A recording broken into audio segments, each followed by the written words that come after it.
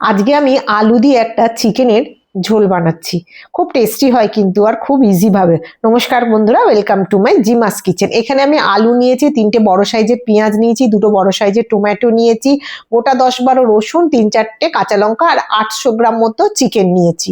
গ্যাসে কড়াই গরম করতে বসিয়ে দিয়েছি। কড়া গরম হয়ে গেছে, এর মধ্যে আমি পরিমাণ মতো সর্ষের তেল দিয়ে দিলাম। তেলটা গরম হয়ে গেছে, এর মধ্যে আলুর টুকরোগুলো আমি ছেড়ে দিচ্ছি।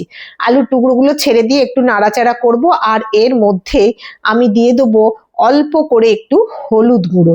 আপনারা চাইলে নুনও দিতে পারেন, কিন্তু আমি শুধুই হলুদ দিয়েই একটুখানি নাড়াচাড়া করে নেবো, নাহলে আলুগুলো ভীষণ গলে যায়। দেখুন ভাজা ভাজা মতো হয়ে গেছে, জাস্ট একটু নাড়াচাড়া করে আমি এবার এটাকে একটা প্লেটের মধ্যে উঠিয়ে নিচ্ছি। সমস্ত আলুগুলো তুলে নিয়ে যেই তেলটা থাকবে তার মধ্যেই আমি ওই 800 গ্রাম চিকেন দিয়ে দিচ্ছি। চিকেনটা তেলের মধ্যে দিয়ে যদি একটু নাড়াচাড়া করেন না, ওই চিকেনের যে একটা ফ্লেভার থাকে সেইটা ওই তেলের মধ্যে মিশে যায়, আর রান্নার স্বাদটাও পুরো অন্যরকম হয়ে যায়।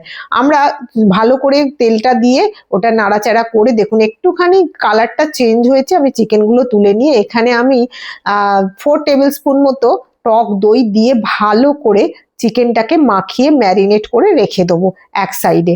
বেশ কিছুক্ষণ ধরে এটাকে মাখিয়ে ম্যারিনেট করে রেখে দেবো। যতক্ষণ এটা হচ্ছে ম্যারিনেশন, ততক্ষণ আমি কড়াইতে ওই তেলের মধ্যে দিয়ে দিলাম 1 টিস্পুন মতো জিরে, 2টো তেজপাতা, 4টে ছোট এলাচ, 4টে লবঙ্গ আর একটু দালচিনি দিয়ে ভালো করে একটু নাড়াচাড়া করে পেঁয়াজ কুচিগুলো এর মধ্যে দিয়ে দিলাম।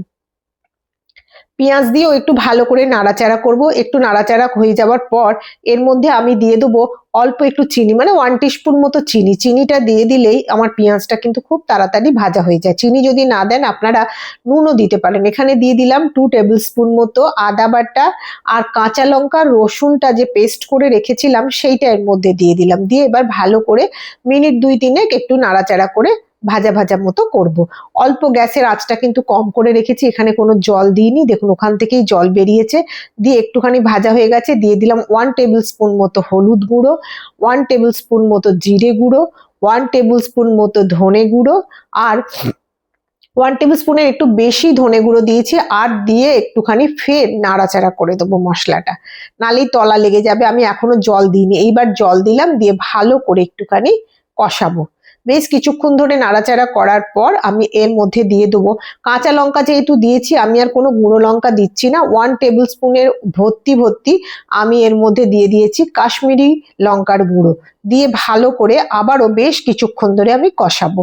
দেখুন মোটামুটি আমার হয়ে গেছে কষানো মশলা। এর মধ্যে দিয়ে দিলাম টমেটো বাটা, যেই টমেটোগুলো কুচিয়ে রেখেছিলাম, সেটা পেস্ট করে রেখেছিলাম, সেইটা এর মধ্যে দিয়ে দিলাম। এইবার সমস্ত মশলা আমার দেওয়া হয়ে গেছে। নাড়াচাড়া করতে করতে এর মধ্যে লবণটা দিয়ে দিলাম। টমেটো দিয়েছি, তার মধ্যে লবণটা দিয়েছি, ওতেই আমার জল ছাড়তে আরম্ভ করবে এবং মশলাটা কষানো হয়ে যাবে। দেখুন খুব ভালো করে আমি নাড়াচাড়া করে মশলাটা কষিয়ে নিয়েছি। সাইড থেকে তেলও ছেড়ে দিয়েছে। আমি এর মধ্যে মাখে রাখা চিকেনটা দই দিয়ে যেটা রেখেছিলাম সেটা এর মধ্যে দিয়ে দিলাম। দিয়ে এটাকেও বেশ ভালো করে আমি কিছুক্ষণ ধরে নাড়াচাড়া করে সমস্ত মশলা যাতে চিকেনের গায়ে লেগে যায় সেইভাবেই আমি কষতে থাকবো। আমার বেশ মিনিট 5 ধরে আমি কষার পরেতে আমি এইটাকে এবার অল্প একটু ঢাকা চাপা দিয়ে রেখে দেবো।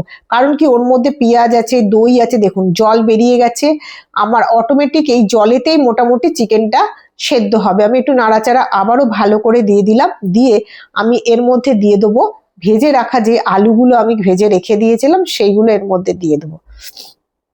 দিয়ে আবারও বেশ কিছুক্ষণ ধরে নাড়াচাড়া করে কষাবো। এখনো পর্যন্ত আমি কোনো এর মধ্যে জল ব্যবহার করিনি।